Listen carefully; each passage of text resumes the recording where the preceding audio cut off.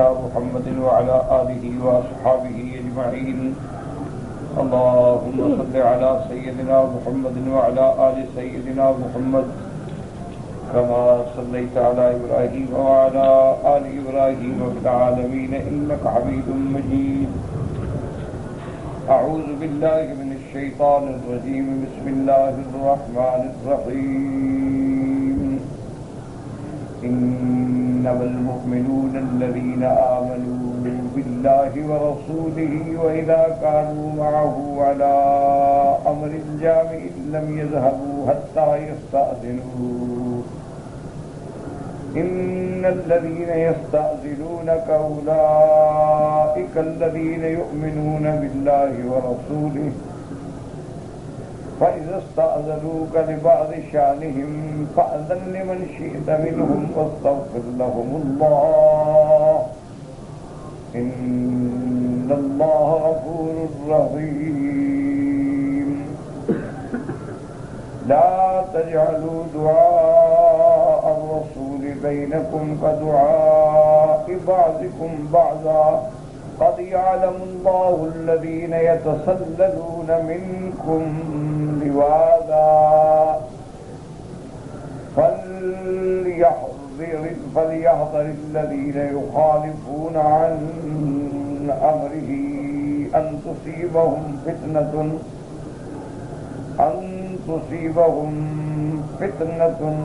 أو يصيبهم عذاب أليم. سورۃ النور کی آیات سابقہ میں ہم نے الحمدللہ اللہ تبارک و تعالی نے جو ارشاد فرمایا تھا استئذان و استئناس کے بارے میں سب سے پہلے وہ پڑھا کہ کوئی آدمی کسی کے گھر میں بغیر اذن کے بغیر استئناس کے داخل نہ ہو اور اگر اجازت نہ ملے تو واپس آ جائے. ان احکامات کے بعد پھر اللہ تبارک و تعالی نے حضور صلی اللہ علیہ وسلم کی امت مبارکہ میں سے مسئلہ استخلاف کا ذکر بنا فرمایا تھا کہ ہم آپ میں سے جو لوگ ایمان لائے اعمال صالحہ کیے ان کو ہم خلافت دیں گے زمین میں ان کو ہم تمکن دیں گے اور خوف کو امن میں بدل ڈالیں گے. تو اس میں استخلاف آیا، ذکر آیا خلفاء راشدین کا، اصحاب رسول کا رضوان اللہ تعالی علیہم اجمعین. ان احکامات کے بعد پھر اللہ تبارک و تعالی نے حکم دیا تھا کہ جب ہم نے ایسی نعمتیں آپ کو عطا کی ہیں تو آپ نماز قائم کریں. نماز قائم کرنے کا معنی یہ ہوتا ہے کہ نماز کو اس کے حقوق و ارکان، فرائض و شرائط اور اوقات میں ادا کرے. اگر اوقات میں ادا نہ کرے تو وہ بھی اقامت صلاۃ نہیں ہوگی، گویا نماز کو سر سے اتارنا ہوگا. کیا معنی ہے کہ آدمی سوتا رہے اور صبح کا سورج نکلنا قریب ہو تو آپ فجر کے لیے ٹکریں مار لیں، یا عصر میں بیٹھا رہے اور باتیں اور دوستوں کے ساتھ اور جب سورج پیلا ہونے لگے تو منافقوں کی طرح ٹکریں مار لیں، تو وہ نماز نہیں ہوتی، اور سے ایک سر سے فرض اتارنے والی بات. اصل حکم ہے اقامت الصلاۃ، اقیم الصلاۃ، مقیمی الصلاۃ، یقیمون الصلاۃ، اقم الصلاۃ. تو اقامت الصلاۃ کا معنی ہی یہ ہوتا ہے کہ اداؤھا بحقوقھا وشروطھا فی اوقاتھا، کہ نماز کو اس کے باقاعدہ فرائض و ارکان کے ساتھ اس کے اوقات میں ادا کریں. تو یہ اقامت الصلاۃ. اور دوسرا حکم دیا وآتوا الزکوٰۃ، کہ اپنا سال میں جب حولان حول ہو جائے تو زکوٰۃ ادا کریں. اب زکوٰۃ کا مطلب یہ ہوتا ہے کہ آدمی کے جو ذاتی اخراجات ہیں، گھر ہے، بیوی ہے، بچے ہیں، تمام اخراجات نکالنے کے بعد جو خالص پیسہ اس کے پاس بچے یا زیور ہے، پیسہ ہے یا پلاٹ ہے تجارت کے لیے بیچنے کے لیے، ان کی بھی جو ریٹ ہوگا موجودہ قیمت ہوگی، سب کی قیمت کرنے کے بعد 2.5% کے حساب سے زکوٰۃ ادا. اور یہ اس کی مرضی ہے کہ سال میں جو مہینہ مقرر. بعض لوگ رمضان المبارک کو ترجیح دیتے ہیں کہ اس میں 70 گنا ثواب بڑھ جاتا ہے، تو لہذا اپنے اجر کو ضائع کیوں کریں کہ ایک آدمی نے 1 ریال دیا مثلا اس کو ملا 1 لاکھ، رمضان میں بن جائے 70 لاکھ تو آدمی کیوں ضائع کرے؟ اس لیے لوگ ہمیشہ کوشش کرتے ہیں کہ اخراج زکوٰۃ جو ہے رمضان میں ہو. تو اپنا حساب دیکھیں، اچھا دکان میں سامان پڑا ہے قیمت لگا لیں، اسی طرح گھر میں ایسی بیچنے والی چیزیں ہیں قیمت لگا لیں، اسی طرح تمام گھر کے نفقے کے بعد جو خالص پیسے بچیں گے اس کا 2.5%۔ اگر اللہ نے آپ کو زمین دی ہے تو اس زمین کو دیکھا جائے گا کہ اس کا پانی آسمانوں سے آتا ہے، بارش سے کاشت ہوتی ہے، جیسے روہی کے علاقے ہوتے ہیں، تھل کے علاقے ہوتے ہیں، تھل کے علاقے ہوتے ہیں، کہ وہاں سارا کچھ گزارا جو ہے وہ آسمانی پانی پہ ہو، تو وہاں سے جو بھی آبادی نکلے جتنا ہی نکلے اس کا عشر دینا ہو۔ اور اگر آپ نے پانی خریدا ہے، آپ نے ٹیوب ویل لگائے ہیں، آپ گورنمنٹ سے خریدتے ہیں یا کسی پرائیویٹ آدمی سے خریدتے ہیں، تو پھر 20واں حصہ دیں گے اس آبادی کا جو نکلے۔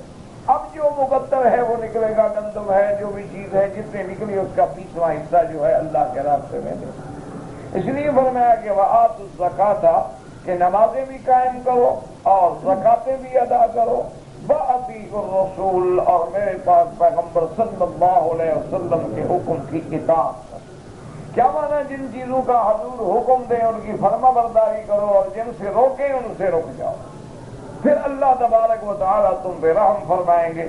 اور اس کے ساتھ یہ بھی بتلا دیا کہ لا تحسبن الذین کفروا معجزین فی الارض، کہ میرا محبوب یہ جو کافر ہیں، یہ جو آپ کے دشمن ہیں، دشمن اسلام ہیں، دشمن رسول ہیں، یہ زمین میں بھاگ کے ہمیں تھکا نہیں سکتے، ہم عاجز نہیں ان کے پکڑنے سے، لیکن اللہ کی حکمت ہے کہ جب چاہیں گے پکڑیں گے۔ اصل عذاب ان کے لیے جو ہے وہ عذاب آخرت ہے، وہ مأواہم النار، ان کا رجوع، ان کا ٹھکانہ جو ہے جہنم ہے، اور کتنا برا ٹھکانہ۔ ان کے بعد پھر اللہ نے حکم دیا تھا ایمان والوں کو کہ تمہارے گھر میں جو لوگ ہیں، یعنی تمہارے بچے ہیں، بچیاں ہیں، خادمہ ہیں، کنیزہ ہیں، یہ 3 اوقات ایسے ہیں کہ ان میں وہ بغیر اذن کے داخل نہ ہوں۔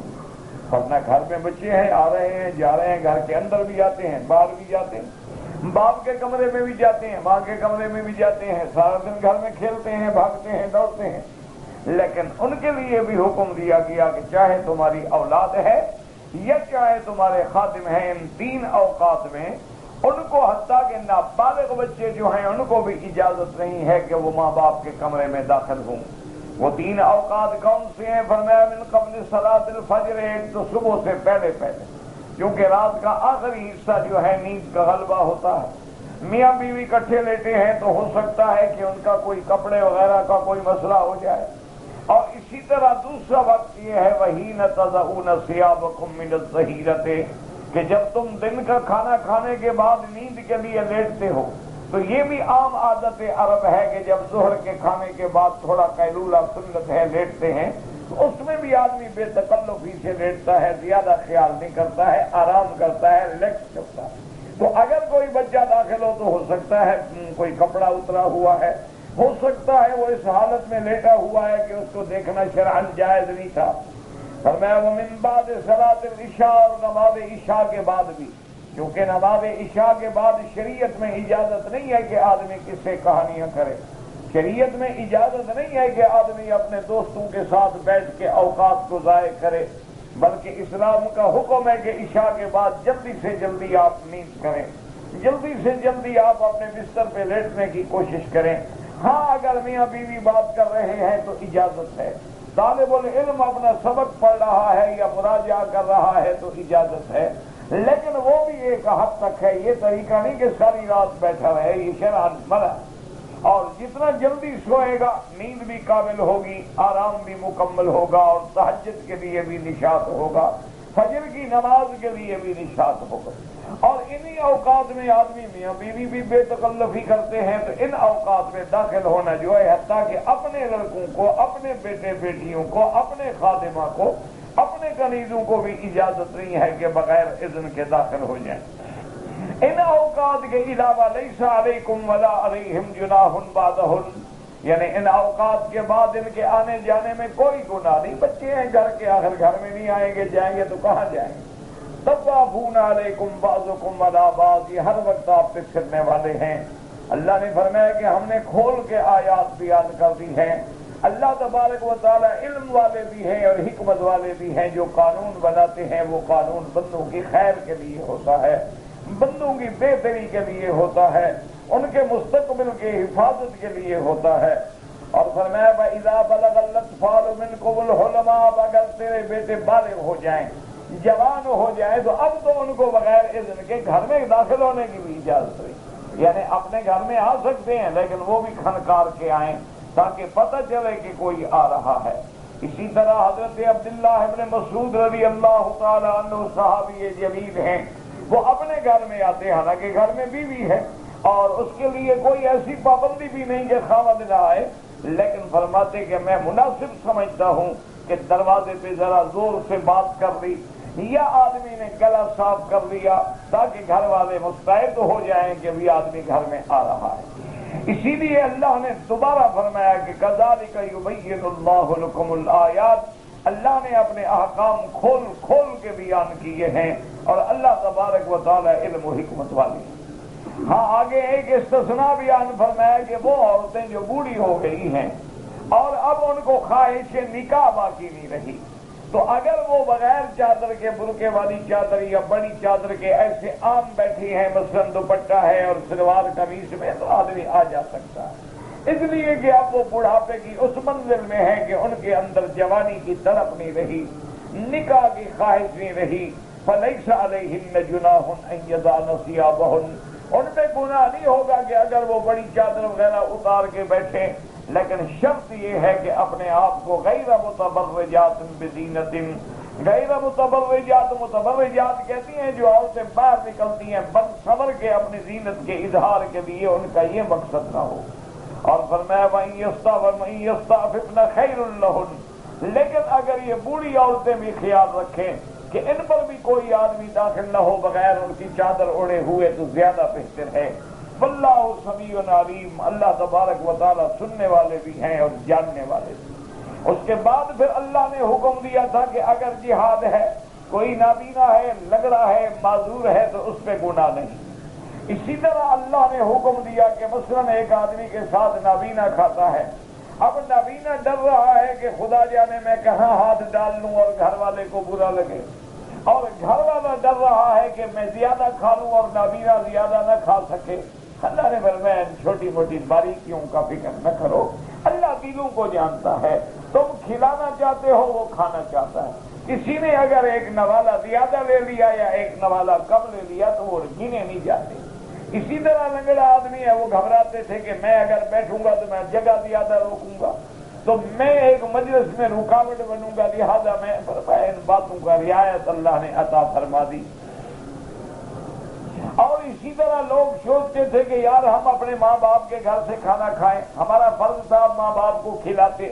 اللہ نے فرمایا یہ بھی منع نہیں ہے، تم اپنے ماں باپ کے گھر سے بھی کھا سکتے ہو۔ اس لیے اللہ نے حکم فرما دیا کہ لیس علی الاعمی حرج ولا علی الاعرج حرج، نہ تو کسی نابینے پہ کوئی تنگی ہے، نہ کسی لنگڑے پہ تنگی ہے، نہ کسی بیمار پہ تنگی ہے، ولا علی انفسکم ان تاکلوا من بیوتکم، اور نہ تم پہ یہ تنگی ہے کہ تم اپنے گھروں میں کھاؤ یا اپنے والدین او بیوت آبائکم او بیوت امہاتکم او بیوت اخوانکم او بیوت اخواتکم، یا اپنی ماں کے گھر سے، بھائیوں کے گھر سے، بہنوں کے گھر سے، یا اپنے چچاؤں کے گھر سے، یا پھپھی کے گھر سے، یا خالو کے گھر سے، یا خالہ کے گھر سے، او ما ملکتم مفاتحہ، یا جس نے تم کو اپنے چیز چابی دے کے مالک بنایا ہے، او صدیقکم، یا کسی دوست کے گھر سے۔ اگر تمہارے دوست کے لیے وہ چیز بار نہیں گزرتی ہے، تمہیں یقین ہے کہ میرا دوست میرے کھانے سے یا میرے ساتھ کوئی دوست چلا جائے تو بوجھ محسوس نہیں کرتا ہے، تو شریعت میں منع نہیں ہے۔ اس لیے فرما دیا لیس علیکم جناح، اور تم پہ یہ گناہ نہیں ہے، ان تاکلوا جمیعا واشتاتا، کہ مل کے کھاؤ تب بھی گناہ نہیں ہے، علیحدہ علیحدہ کھاؤ تب بھی گناہ نہیں ہے۔ اور اس کے بعد پھر اللہ ایک آخری حکم اور بھی ارشاد فرماتے ہیں، وَإِذَا دَخَلْتُمْ بُيُوتًا، جب تم اپنے گھروں میں داخل ہو تو سلام کرو۔ یہ ہمارے ہاں بہت بڑی زیادتی ہے کہ آدمی گھر میں جاتے ہیں، بیوی بچے ہیں تو سلام نہیں کرتے، حالانکہ شریعت کا حکم ہے کہ فوراً سلام کرو، کیونکہ تم ان کے لیے اللہ سے سلامتی مانگو اور وہ تم پر وعلیکم السلام کہہ کے تمہارے لیے اللہ کی طرف سے سلامتی مانگیں۔ فرمایا وَإِذَا دَخَلْتُمْ بُيُوتًا، حتیٰ کہ مفسرین نے فرمایا ہے کہ اگر تم گھر میں جاتے ہو اور گھر میں کوئی بندہ بھی نہ ہو تب بھی سلام کہو۔ حتیٰ کہ بعض مفسرین نے احادیث مبارک کی روشنی میں لکھا ہے کہ جب آپ گھر میں داخل ہوں اور دیکھیں کوئی بندہ نہیں تو کہو السلام علینا وعلی عباد اللہ الصالحین، کیونکہ اللہ کے فرشتے موجود ہوتے ہیں، کرامن کاتبین موجود ہوتے ہیں، اور سلام کرنے سے گھروں پہ سلامتی آتی ہے۔ کیونکہ میرے آقا رحمت دو عالم نے فرمایا تھا کہ 3 چیزیں ہیں، اگر آدمی ان کو قابو پکڑ لے اور کرنا بھی آسان ہے تو آرام سے سلامتی سے اللہ کی جنتوں میں داخل ہو جائے۔ آپ نے فرمایا کہ پہلی چیز تو یہ ہے کہ افشوا السلام، کہ ایک دوسرے پہ سلام زیادہ کیا کرو۔ السلام علیکم، وہ کہ وعلیکم السلام، جہاں جاؤ ایک بندہ ہے، بڑا ہے، چھوٹا ہے، بیوی ہے، بچہ ہے، السلام علیکم، یہ دعا ہوتی ہے کہ تم پر سلامتی ہو، تم پر رحمت ہو اللہ تبارک و تعالیٰ کی طرف سے۔ فرمایا کہ افشوا السلام واطعموا الطعام، اور غریبوں کو کھانا کھلایا کرو۔ یہ ضروری نہیں ہوتا کہ ان کی دعوتیں کرو، گھر میں جو موجود ہے تھوڑا سا اٹھا کے ان کو بھی دے دو، شریک کر دو، جو تم کھا رہے ہو اس سے تھوڑا سا بھی بچا کے۔ حتیٰ کہ میرے محبوب دو عالم نے، رحمت دو عالم نے صلی اللہ علیہ وسلم نے فرمایا اگر تیرے گھر میں گوشت کم ہے تم ہمسائے کے گھر میں گوشت نہیں بھیج سکتے ہو۔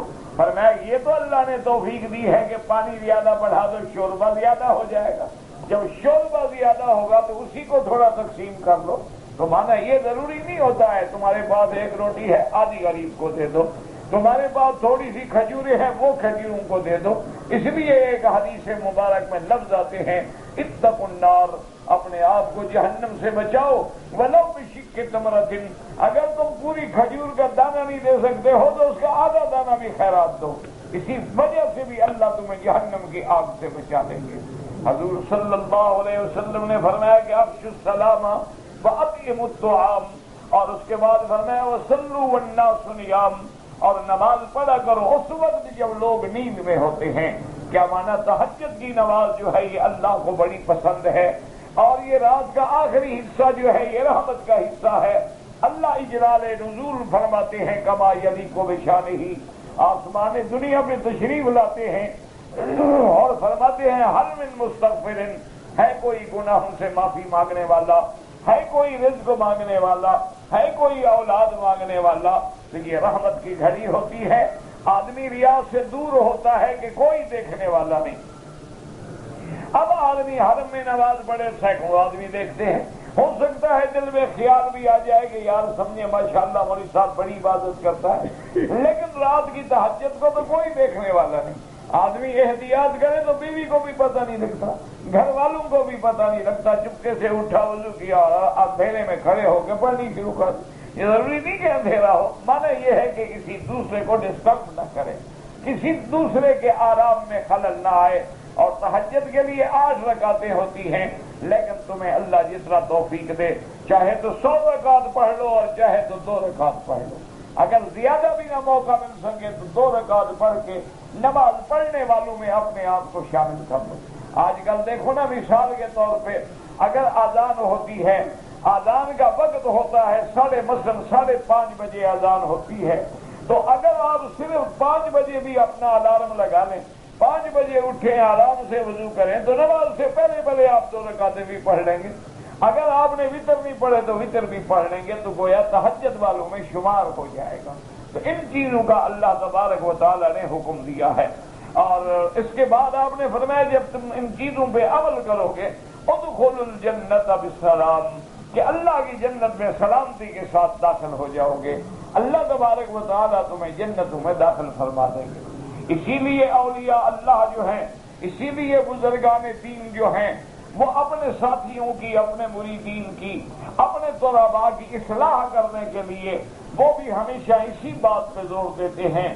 وہ کہتے ہیں کہ اگر تم نے اپنی اصلاح کرنی ہے، اگر تم چاہتے ہو کہ میں بھی عباد اللہ الصالحین میں آ جاؤں، اگر چاہتے ہو کہ میں بھی اولیاء اللہ کی لسٹ میں آ جاؤں، اگر چاہتے ہو کہ میں بھی اللہ کا مقبول بندہ بن جاؤں، وہ فرماتے ہیں بس ان 4 چیزوں کا خیال رکھا کرو کہ ایک تو تقلیل الطعام، کہ کھانا جو ہے وہ کم سے کم کھاؤ، کھانا زیادہ کھاؤ گے تو غفلت آئے گی، کھانا زیادہ کھاؤ گے تو پھر اٹھنے میں کسل مندی آئے گی، اسی طرح فرماتے ہیں تقلید تو قلت الطعام و قلت المنام، اور نیند بھی اتنا کیا کرو جتنا ضرورت ہے. یہ نہیں ہے کہ پڑے ہیں تو پڑے ہیں، سوئے ہیں تو 8 گھنٹے سو گئے، جاگ رہے ہیں تو رات کے 2 بجے تک بیٹھے ہیں، پھر 2 بجے سوئے ہیں تو صبح کو 9-10 بجے اٹھ رہے ہیں، فجر کی نمازیں بھی ختم، تہجد کیا پڑھے گا جو فجر کی نماز بھی پڑھے گا. اس لیے بزرگ فرماتے ہیں کہ قلت الطعام و قلت المنام، اور تیسری چیز کیا ہے؟ قلت الکلام، کہ کلام بھی کم کیا کرو. یہ نہیں ہر کسی کے ساتھ اس کے ساتھ اس کے ساتھ اس کے ساتھ، جتنا زیادہ بولو گے اتنی جھوٹ ہوگا، اتنی غلط باتیں بولو گے، اتنی منہ سے غلط باتیں نکل جائیں گی، اپنے سارے اعمال جو ہیں ان کو تباہ کر ڈالو گے. لیکن اگر تھوڑی بات کرو گے، سمجھ کے بات کرو گے، تو کوئی ایسی بات نہیں کرو گے، غیبت نہیں کرو گے، گلہ نہیں کرو گے، بے فائدہ بات نہیں کرو گے. تو تیسری چیز یہ ہے کہ قلت الکلام. اور چوتھی چیز کیا ہے؟ بزرگوں نے لکھا ہے کہ قلت الاختلاط مع الانام، کہ لوگوں کے ساتھ زیادہ نہ بیٹھا اٹھا کرو، اپنے آپ کو تنہا رکھو. جتنا تنہا رہو گے اتنا فائدہ رہے گا. اگر آپ کو ساتھی چاہیے تو قرآن سے بڑا ساتھی کیا ہے؟ اگر آپ کو ساتھی چاہیے تو حدیث رسول سے بڑا ساتھی کیا ہے؟ اگر آپ کو ساتھی چاہیے تو دین کی کتابوں سے بڑا ساتھی کیا ہے؟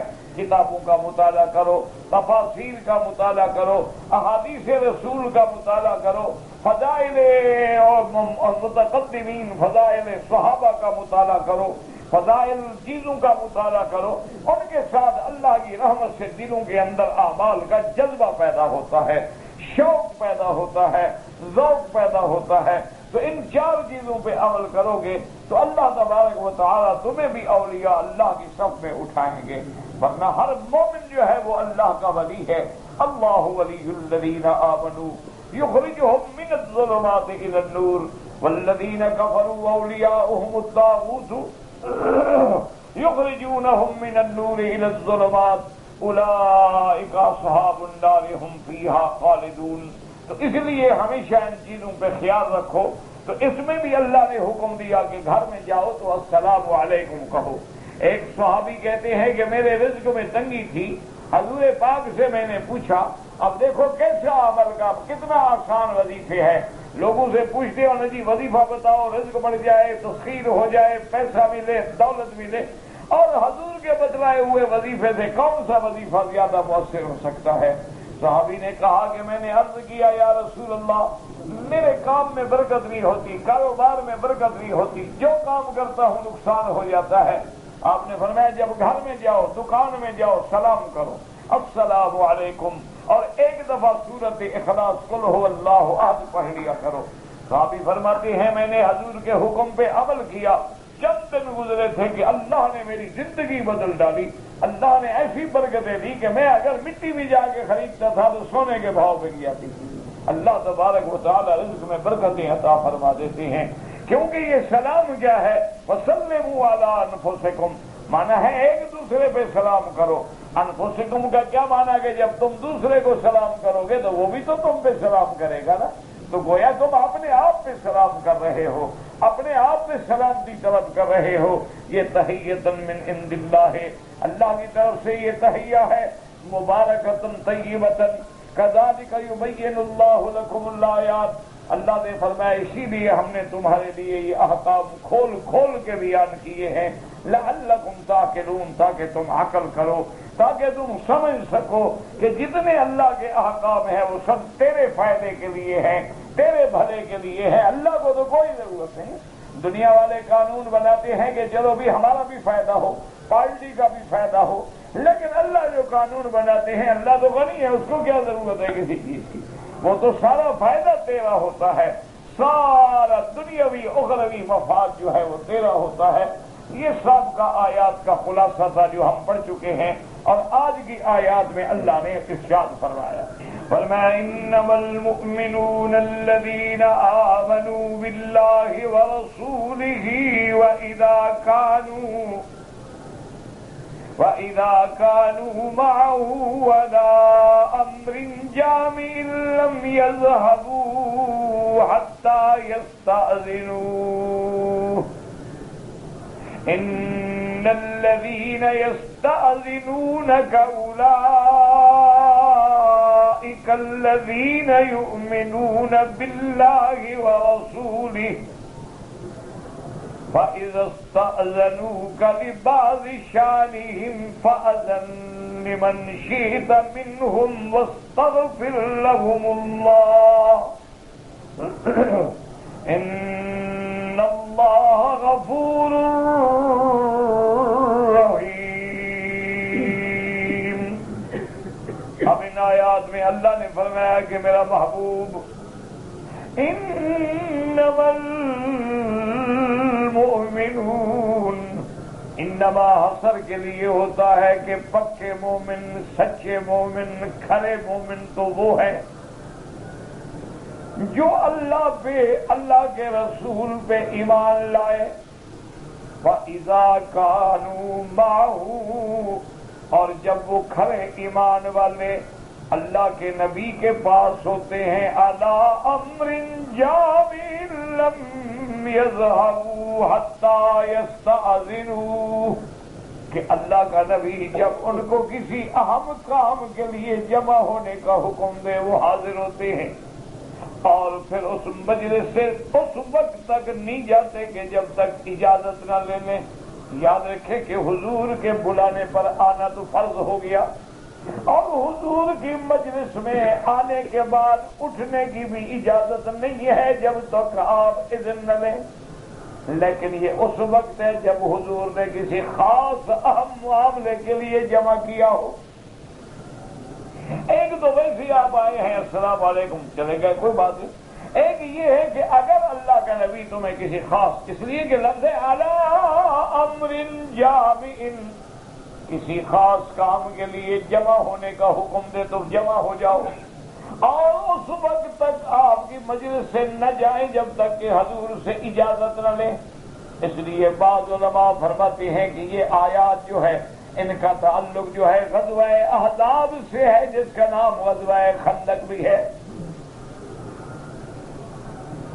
غزوہ احزاب کو احزاب کیوں کہتے ہیں؟ احزاب حزب، یعنی بہت سارے قبائل جماعتیں اکٹھی ہوئی تھی مدینے پہ حملہ کرنے کے لیے.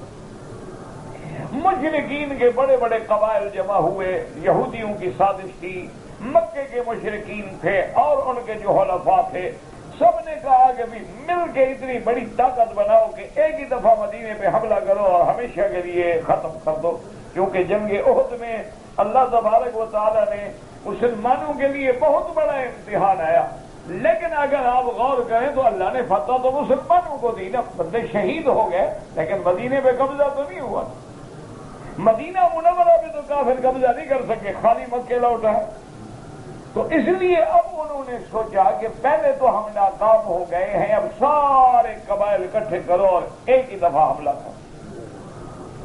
حضور صلی اللہ علیہ وسلم نے صحابہ کو جمع کیا کہ اب ہم اس معاملے کا، اتنے بڑے احزاب کا، اتنے بڑے قبائل کا کیسے مقابلہ کریں.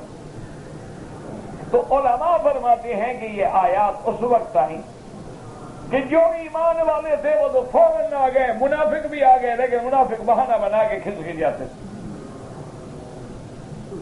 لیکن مومن جو ہے وہ تو بغیر اذن کے سوال ہی پیدا نہیں ہوتا تھا. تو اسی موقع پر حضرت سلمان فارسی رضی اللہ تعالی عنہ نے مشورہ دیا. انہوں نے کہا یا رسول اللہ، فارس کے علاقوں میں اس قسم کے شہروں کی حفاظت کے لیے خندقیں کھودی جاتی ہیں شہر کے باہر، اور خندقوں یہ درمیان میں خندق ہو گئی، ادھر مسلمانوں کی فوج ہو گئی، ادھر کافر ہو گئے. تو اب کافروں کو خندق عبور کرنا جو ہے وہ آسان نہیں ہوتا. آخر اس میں اتریں گے پھر چڑھیں گے تو یہ جو بیٹھے ہوئے ہیں تیروں سے چھلنی کر دیں گے. اگر گھوڑوں سے چھلانگ لگوائیں گے تو کتنے گھوڑے ہیں جو خندق کو پار کریں گے، کوئی گر جائیں گے، کوئی پہنچیں گے، اور جب تھوڑے تھوڑے کر کے پہنچیں گے تو مسلمانوں کے تیر انداز جو ہے ان کو بھون کے رکھ دیں گے.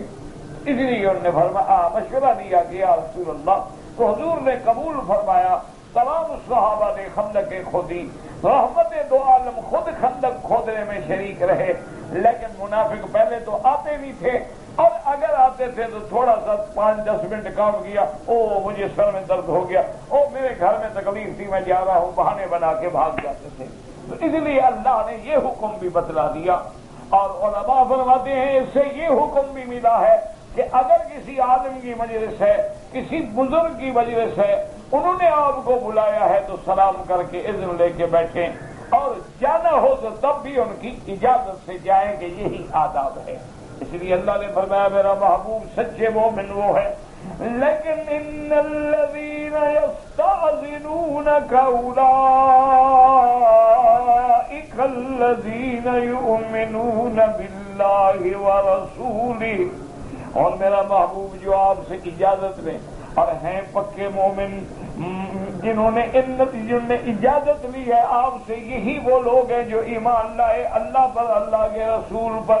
فَإِذَا اسْتَأْذَنُوا، اپنے کسی کام کے لیے جانے کی اجازت طلب کریں، فَأَذَن لِمَن شِئْتَ مِنْهُمْ وَاسْتَغْفِرْ لَهُمُ اللَّهُ، آپ جن کو چاہیں اجازت دے دیں اور ان کے لیے اللہ سے بخشش بھی طلب کریں۔ ان اللہ غفور رحیم، اللہ تبارک و تعالی بخشنے والے ہیں، مہربان ہیں۔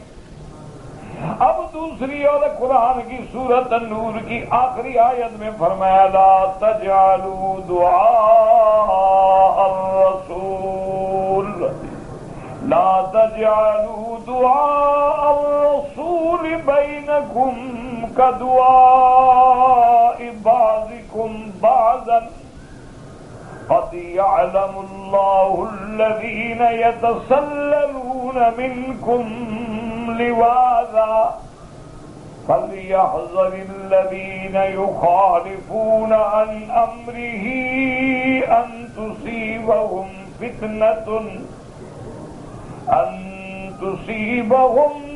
فتنة أو يصيبهم عذاب عليم۔ یاد رکھیں اس آیت میں مفسرین کے دو قول ہیں۔ مفسر فرماتے ہیں کہ یا تو مراد اس میں فاعل ہے یا اس میں مفعول ہے، کہ لا تجعلوا دعاء الرسول بینکم، میرے مدنی کے بلانے کو ایسے نہ سمجھا کرو جیسے تم آپس میں ایک دوسرے کو بلاتے ہو، آ گیا تو آ گیا، نہ آیا تو نہ آیا۔ نہیں، جب میرا نبی بلائے تو اس کے حکم پر تعمیل کرنا جو ہے وہ واجب ہے، وہ فرض ہے، وہ ہر حال میں لازم ہے۔ ایک ترجمہ یہ کیا گیا، اور بعض علماء نے فرمایا کہ لا تجعلوا دعاء الرسول کدعاء بعضکم بعضا، میرے مدنی کو جب پکارنا ہو تو ایسے نہ کیا کرو کہ دروازے پہ کھڑے ہو جاؤ، یا محمد اخرج الینا، یا محمد اخرج الینا، ایسا نہ کریں، بلکہ لقب سے پکاریں، یا نبی اللہ، اللہ کے نبی کو لقب کے ساتھ